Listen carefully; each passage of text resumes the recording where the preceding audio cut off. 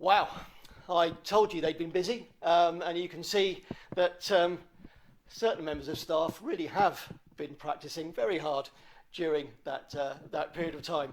I can feel some headmasters' accommodations coming on. But well done, staff, and well done, everybody, for your contribution to Moyles Court's Got Talent. And once again, a huge thank you to Mrs. Corlett for really driving that competition forward during this particular time and bringing us all together in a very special way. Thank you very much, Nikki. Now, at this time of year, we also, sadly, have to say goodbye to certain members of staff, and this year is no exception. Before I start saying a little bit more, we're going to play a little game. We're going to play Guess the Year. Now, it was the year of the Falklands War. It was the year that Come On Eileen and The Eye of the Tiger were topping the charts. It was the year that E.T., the film, was released. It was also the year that the Commodore 64 computer was first launched. And also the year that saw the start of Channel 4 and the first ever Sony CD player. Any guesses? It was, of course, 1982. And it was in 1982 that a certain Mr. Stephen Colston took up a teaching position at Moyles Court School. I have here the original letter of acceptance written to Mr. Colston by the then headmistress, Mrs. Betty Hall. It was dated the 17th of May, 1982. And she says, "Dear Mr. Colston, I am pleased to confirm my offer of a teaching post at Moyles Court School. The position would be to take general form duties and subjects with the 10 and 11-year-old children, and to assist with boys' games, and probably some science. You'll be expected to take lunch duty most days, and your appointment would include your appropriate share of garden duties when the children are at play." And so it goes on. I also have a copy of Mr. Colston's letter of acceptance, which reads rather wonderfully. He says, "Dear Miss Hall, thank you for offering me a post at your school. It is with great pleasure that I accept your offer. I hope that it will be the beginning of a fruitful liaison between myself and your school. I will do my best to fulfil all the requirements you require of me. Yours sincerely, Stephen Colston." Well, I think it became a little bit more than a fruitful liaison. One might even say it developed into a rather successful marriage. Mr. Colston has been at Moyles Court for 38 years. Thousands of children have benefited from his input, his teaching, the wonderfully calm way in which he just helps children see the right path, the right thing to do. Steve, on behalf of all of us, we all wish you a wonderful retirement and all thank you for the wonderful things that you've done for our school.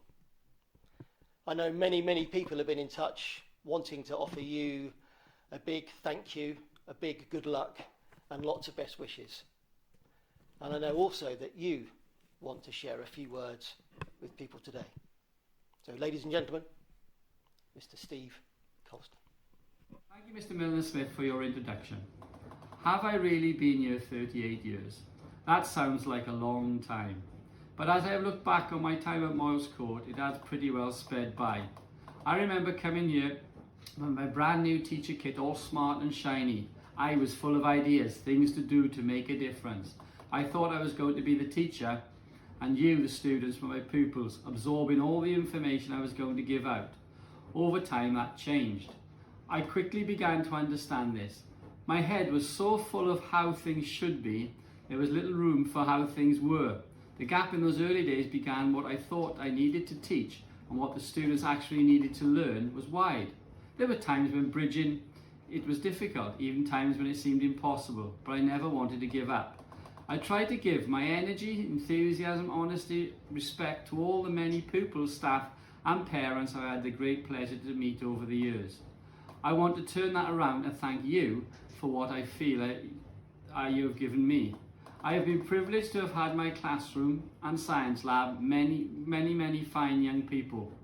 38 years ago, many of them began to move along the path with myself to see teaching and learning as a partnership.